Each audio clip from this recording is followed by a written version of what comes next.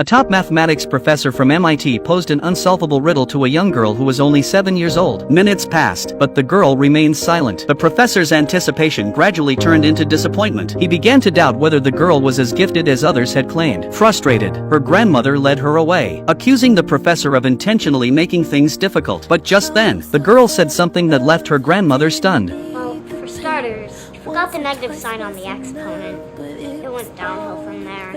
Problem was unsolvable. To verify what the girl had said, the grandmother brought her back to the professor, determined to try again. This time, not only did the girl immediately point out an error in the problem, but she also clearly explained the correct solution. The professor was left in disbelief. A problem that had stumped him for half a century had been solved effortlessly by a 7-year-old girl. Mary, you knew the problem was incorrect. Why didn't you say anything? Frank says I'm not supposed to correct older people.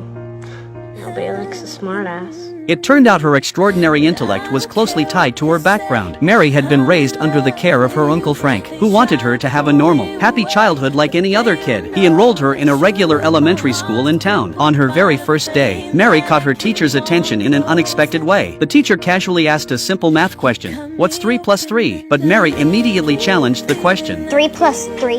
Really? I beg your pardon? Alright, but everyone knows it's 6.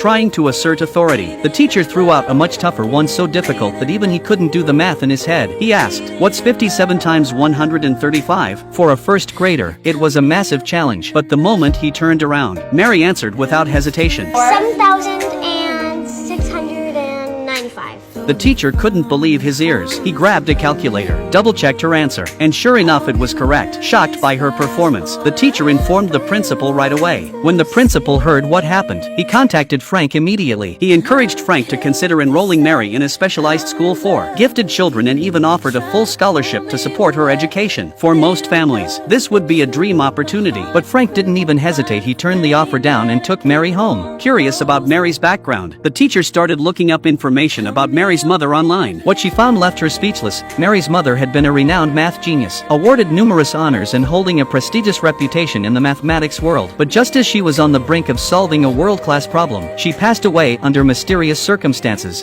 Frank, who had raised Mary, wasn't just any guardian. He was once a philosophy professor at Manhattan University, known for his intellect and insight. But now, he worked fixing boats on the docks to make ends meet. The contrast puzzled the teacher deeply. Determined to understand more, she approached Frank again. Under her persistent questioning, Frank finally opened up about Mary's family. Mary's grandmother had also been a brilliant mathematician. After giving birth to her daughter, she realized the girl had inherited her extraordinary gift. What should have been something to celebrate became the foundation of an intense ambition. The grandmother placed all her hopes on her daughter, pressuring her to win the most prestigious award in mathematics, the Fields Medal. From the moment the girl first encountered mathematics, every step of her life was planned. But everything changed when she became pregnant. It clashed with her mother's life blueprint. Unable to bear the pressure, she passed away shortly after giving birth to Mary. As for Mary's father, he vanished the day she was born and never took any responsibility. This family history weighed heavily on Mary's upbringing. Frank, as her uncle, took on the responsibility of raising her. Even though Mary showed incredible talent in math,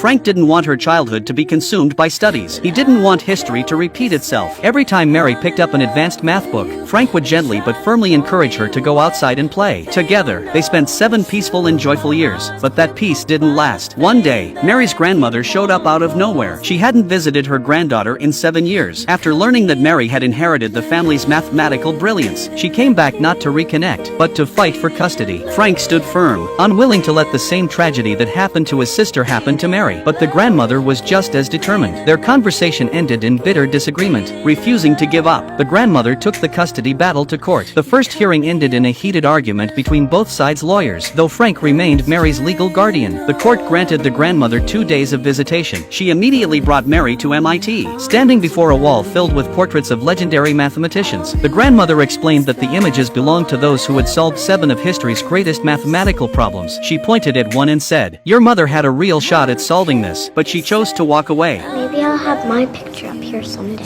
Mary's answer to that comment only made her grandmother more determined to win custody. Meanwhile, Frank was growing anxious. He wasn't confident he could keep custody. He knew that for a 7-year-old, things like better living conditions and educational opportunities could make all the difference. But his own life was far from stable. He couldn't even provide a clean, decent room, let alone promise a future filled with possibilities. After the trial, the lawyer proposed a neutral plan. Mary would live with a foster family until she turned 12 and could decide for herself. Frank was furious and devastated. He couldn't accept it. He was terrified of losing Mary, of never seeing her sweet smile again. But the lawyer gave him a harsh truth: if he lost the case, he might never get to see her at all. Unable to bear the thought of Mary leaving, Frank took time to think it through. He visited the foster family. The home was warm, the foster parents kind. They even got Mary the piano she'd always wanted and allowed her to bring her beloved one-eyed cat. Torn inside, Frank finally made the painful decision to let Mary go, at least until she was 12 and could choose for herself. When the time came to say goodbye, Mary was heartbroken. She cried, begging her uncle to keep his promise.